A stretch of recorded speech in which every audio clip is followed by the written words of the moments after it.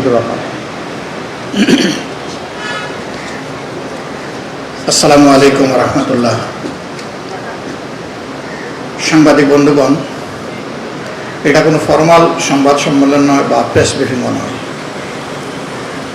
Just কেন আমরা এই আয়োজনটা করেছিলাম এ বিষয়ে আপনাদের মাধ্যমে দেশবাসীকে দুটো কথা বলতে চাই। আমরা সবাই 15.5 বছরের ফেসিবাদী দুঃশাসনের সত্যিকার অর্থে ভুক্তভোগী ছিলাম। সমাজের কোনো শ্রেণী পেশার মানুষ, কোনো ধর্মে বর্ণের মানুষ এদের হাত থেকে রেহাই পায়নি। কার্যত তারা দেশের মালিক বনে গিয়েছিলেন, আর জনগণকে তারা তাদের প্রজা মনে করতেন। বরঞ্চ কিছু কিছু দেশে যেখানে জনগণ প্রজা হিসেবে বিবেচিত হয়, তাদের সাথেও এত নিকৃষ্ট আচরণ মানুষের সাথে বিগত শাসক গোষ্ঠী আচরণ করেছে। 2009 সালে তারা একটা বোঝাপড়ার মধ্য দিয়ে ক্ষমতায় এসেছিলেন, একটা ডিজাইনড ইলেকশনের মাধ্যমে। এটা তাদের নিজস্ব দলের লোকেরাও বলেছে, আবার তাদের পার্টনার এরশাদ সাহেবও বলেছে। তারা স্বীকার করে নিয়েছে। এরপরে ক্ষমতায় এসে তারা বেপরোয়া হয়ে উঠলেন। পিলখানায় তাদের ক্ষমতা ধারণ করার, গ্রহণ করার 2 মাসও পুরা হলো না। নির্মম হত্যাকাণ্ডের মধ্য দিয়ে 57 জন দেশপ্রেমিক সেনা অফিসারকে দুনিয়া থেকে বিদায় করা হলো। তাদের পরিবারের কতিপয় সদস্যের সাথেও অসৎ আচরণ এবং হত্যাকাণ্ডের পথ তারা বেছে নিল। এই অবস্থায় এখান থেকেই তাদের খুনের রাজনীতির সূচনা। তারপরে আপনারা লক্ষ্য করেছেন, সেনাবাহিনীর পরে তারা হাত দিল জামাত ইসলামীর গায়ে। স্বাধীনতার পরে যাদের ব্যাপারে কোনো ধরনের কোনো অভিযোগ ছিল না, তাদেরকে মিথ্যা অভিযোগে তারা বিচারের মুখোমুখি করার নামে কার্যত বিচারিক হত্যাকাণ্ডের দিকেই নিয়ে গেল। জামাতে ইসলামের এক এক করে 11 জন শীর্ষ নেতা, অধ্যাপক গোলাম আজম সাহেব থেকে শুরু করে মীর কাসেম আলী সাহেব পর্যন্ত, 2 জন সাবেক আমির, 3 জন নায়েবে আমির, 2 জন অ্যাসিস্ট্যান্ট সেক্রেটারি জেনারেল, 1 জন নির্বাহী পরিষদ সদস্য, তাদেরকে নিষ্ঠুরভাবে হত্যা করা হলো। এই হত্যাকাণ্ডের পিছনে কে ছিল? বিচারকের আসনে বসা একজন ব্যক্তি তার জীবনের অভিজ্ঞতা লিখতে গিয়ে তিনি সেটা প্রকাশ করে দিয়েছেন, এসকে সিনহা। তাকে দিয়েও তৎকালীন সরকার অনেক আকাম কুকাম করিয়েছে। শেষ পর্যন্ত জুডিশিয়ারির সাথে যখন কনফ্লিক্ট হয়েছে, সেই জায়গায় এসকে সিনহা সরকারের সাথে আপোষ করেননি। তাই তাকে অস্ত্রের ধমক দিয়ে, জীবন হানির ধমক দিয়ে তাকে দেশ থেকে তারা তাড়িয়ে দেয়। বাংলাদেশের ইতিহাসে এরকম সুপ্রিম কোর্টের প্রধান বিচারপতিকে গায়ের জোরে কোনো সরকার তাড়িয়ে দিয়েছে, এর আগে কোনো ইতিহাস রচনা হয়নি। তিনি তার বইয়ে লিখেছেন যে কার ডিকটেশনে, কার ইচ্ছা পূরণের জন্য কেন এই হত্যাকাণ্ডগুলো সংগঠিত হয়েছিল। এই অপকর্মের প্রতিবাদ করেছে আমাদের সহকর্মীরা, এবং বিশেষ করে সাইদি সাহেবের রায়ের পরে সারা দেশের দলমত নির্বিশেষে মানুষেরা। এটাকে দমন করতে গিয়ে একে একে শেষ পর্যন্ত তারা আমাদের 1000 খানেক সঙ্গীকে হত্যা করেছে। অসংখ্য ভাইকে তারা গুম করেছে।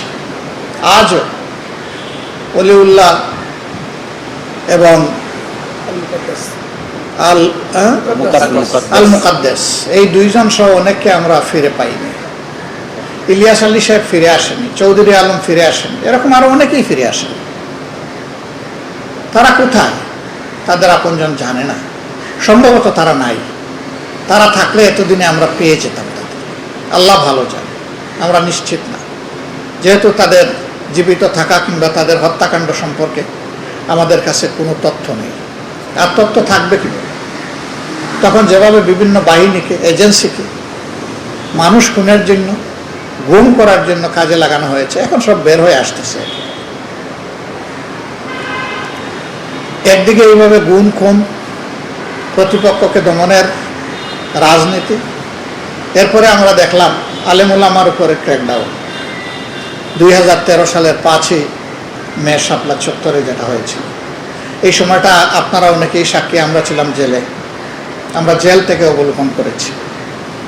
মানুষগুলাকে নির্মমভাবে খুন করে শাসক নামের কলঙ্ক, ফেসিস্ট শেখ হাসিনা উপহাস করে বললেন ওরা কেউ মরে নাই, ওরা নিজের থেকেই শুয়ে পড়েছিল আর গায়ে তারা লাল রং ছিটিয়ে নিয়েছিল। মানবতার প্রতি কি নির্মম উপহাস! তিনি এগুলোই করেছেন, মানুষকে উপহাস তাচ্ছিল্য করেছেন। তিনি শুধু করেন নাই, তার আশপাশের লোকেরাও করেছে। এবং দুঃখজনকভাবে যে মিডিয়াকে বলা হয় জাতির দর্পণ, সাংবাদিক ভাইদেরকে, বোনদেরকে বলা হয় বিবেক, তাদের অনেকেরও ভূমিকাটা সরকারকে ফ্যাসিস্ট হওয়ার ক্ষেত্রে সহযোগিতা করে বেপরোয়া করে তুলেছিলেন।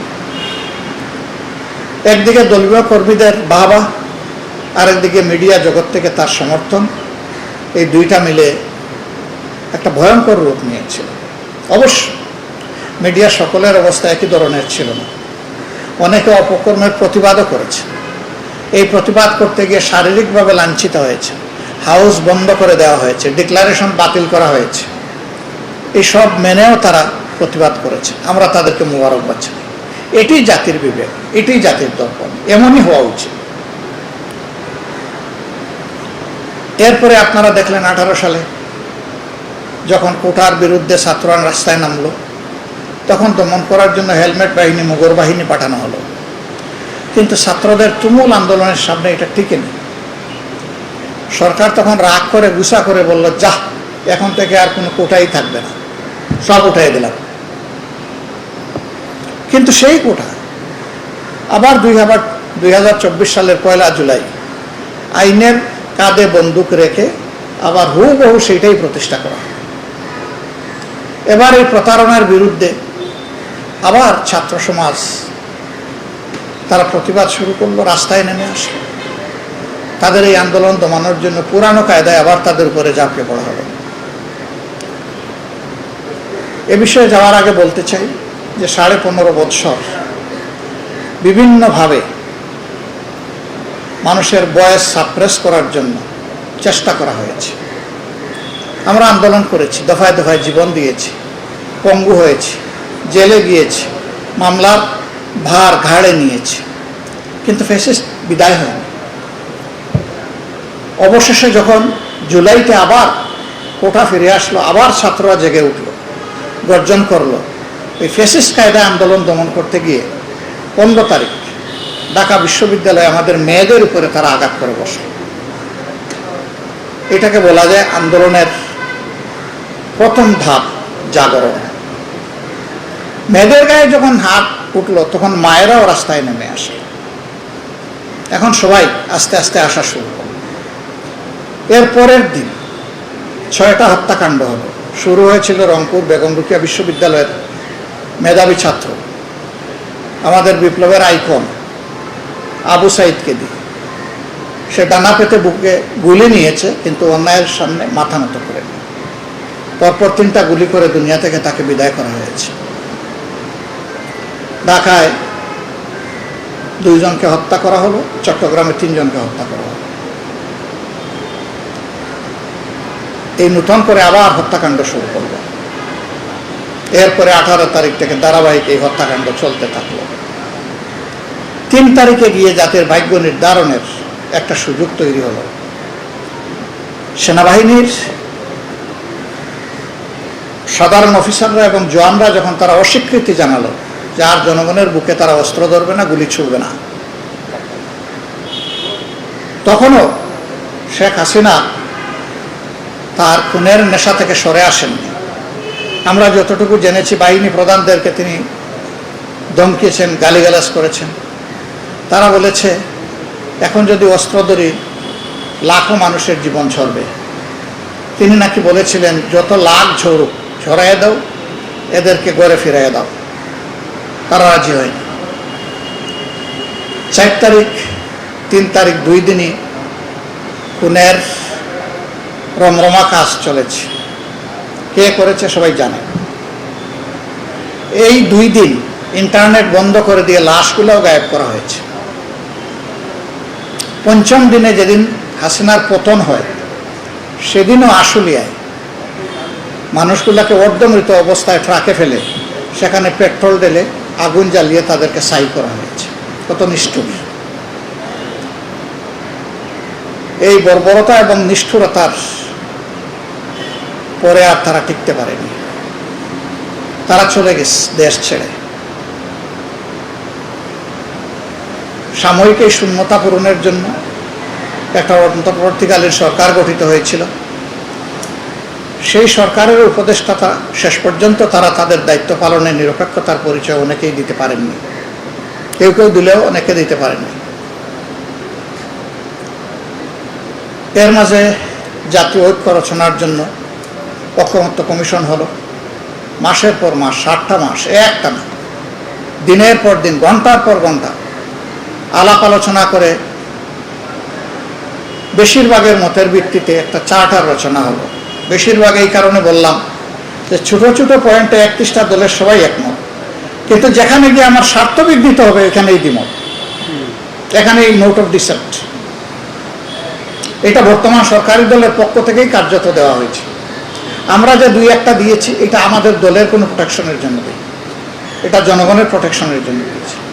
সুপ্রিম কোর্টের বিচারপতি বিচারক কিভাবে নির্ধারণ হবে, তারপরে নির্বাচন কমিশন কিভাবে গঠিত হবে, এই সমস্ত বিষয় আমাদের অবস্থান ছিল যে না, কোনো পার্টিসান লোক থাকতে পারবে না, কোথাও কোনো দলীয় কর্তৃত্বে এগুলা গঠিত হবে না। এটা হতে হবে একটা নির্দলীয় কমিশনের মাধ্যমে। সম্মানিত সাংবাদিক ভাই বোনেরা, এইভাবে একটা কনসেনসাস তৈরি হলো এবং সবাই একমত হলো যে এই বিষয়গুলোকে বৈধতা দেওয়ার জন্য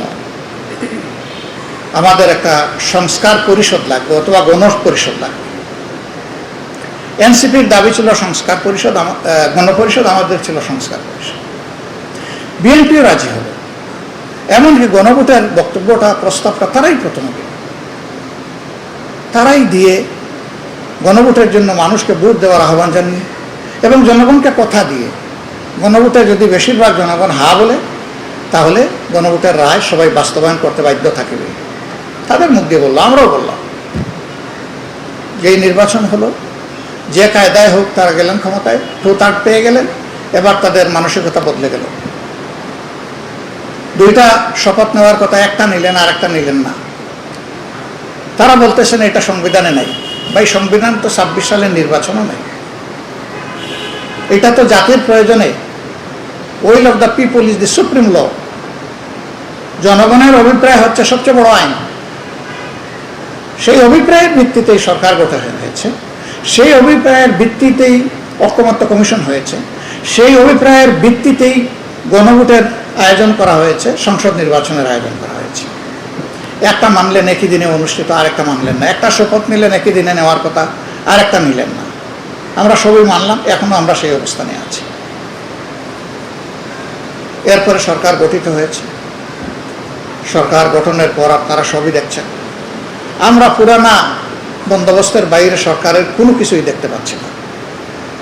কি দেখছি? কয়েকটা কার্ড বিতরণ দেখেছি, তাও নিজস্ব লোকদের মধ্যেই ম্যাক্সিমাম। এ নিয়েও আবার বিভিন্ন ধরনের কথা আছে। কিন্তু সেই চাঁদাবাজি আগের চাইতে বেশি, সেই দুর্নীতি আগের চাইতে বেশি, সেই দলীয়করণ আগের চেয়ে বেশি। এর জন্য কি এতগুলা জীবন জ্বলল? এতগুলা মানুষ পঙ্গু হলো? এতগুলা মানুষ আহত হলো? জীবনের ঝুঁকি নিয়ে রাস্তায় নেমে আসলো, মা আসলো, বোন আসলো, পিতা আসলো, বাবা আসলো, সবাই আসলো, ভাই আসলো, কে না আসলো, সবাই আসলো এগুলোর জন্য। জাস্ট একই তরিকার এক দলকে সরাইয়া একই তরিকার আরেক দলকে বসানোর জন্য তৈরি হয়। সংসদের ভিতরে আমরা দাবি উত্থাপন করলাম যে সংস্কার পরিষদ গঠন করুন, সভা আহ্বান করুন। এর উপরে আলোচনা হলো, ফলাফল শূন্য। আমরা প্রতিবাদে বেরিয়ে এসে আপনাদের মুখোমুখি হয়েছি। জাতিকে আমরা বলেছি, সংসদে আমরা প্রতিকার পাই নাই, ন্যায় বিচার পাই নাই, আপনাদের অধিকার সংসদে তারা মেনে নেয় নাই। এখন আপনাদেরকে সাথে নিয়েই সেই অধিকার আদায়ের জন্য আমরা লড়ে যাব, আন্দোলন করব। সেই আন্দোলনে আমরা আছি। এ পর্যন্ত অনেকগুলা কর্মসূচি বাস্তবায়ন হয়েছে, আগামীতে আমাদের কর্মসূচি আছে। আজকের এই আয়োজনটা কি জন্য?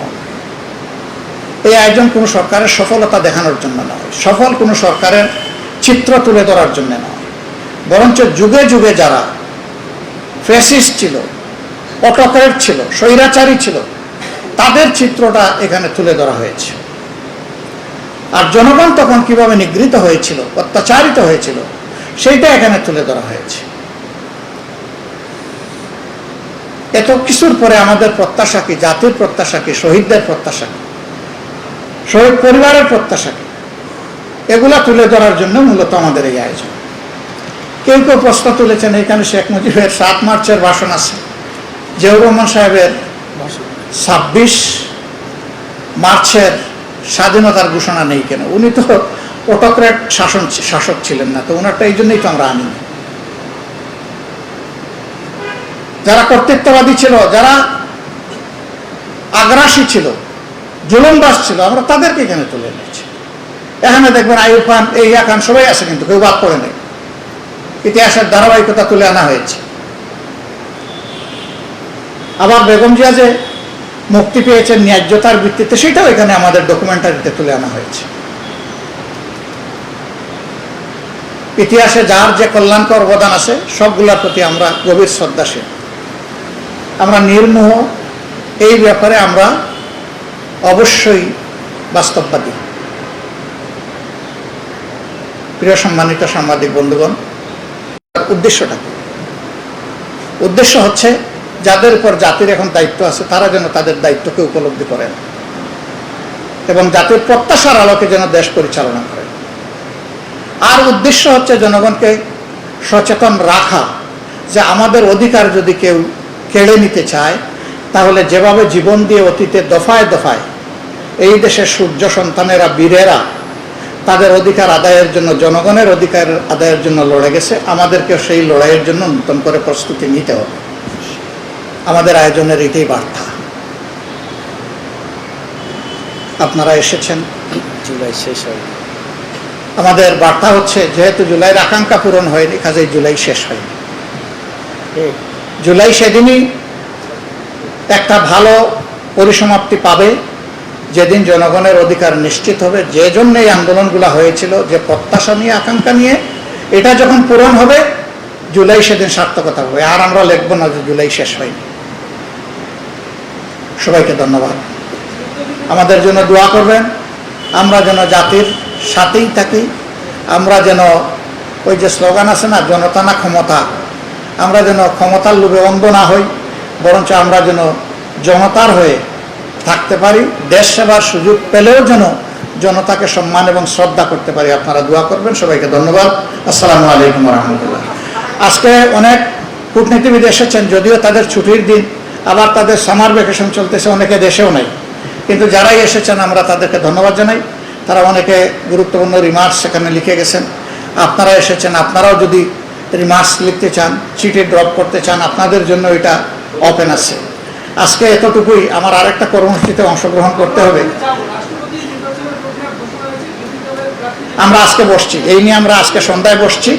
আমরা আজকে সন্ধ্যায় আশা করি একটা কনক্লুশনে পৌঁছবো দলীয়ভাবে। তবে যেহেতু আমরা 11 দলের ভিত্তিতে চলছি, আমরা সিদ্ধান্তটা ফাইনাল করব 11 দলের ব্যানারে ইনশাল্লাহ। আপনারা জানবেন, 1-2 দিনের ভিতরেই জানবেন ইনশাল্লাহ। আমাদের অবস্থান স্পষ্ট হয়ে যাবে। আসসালামু আলাইকুম রহমতুল্লাহ। সালাম।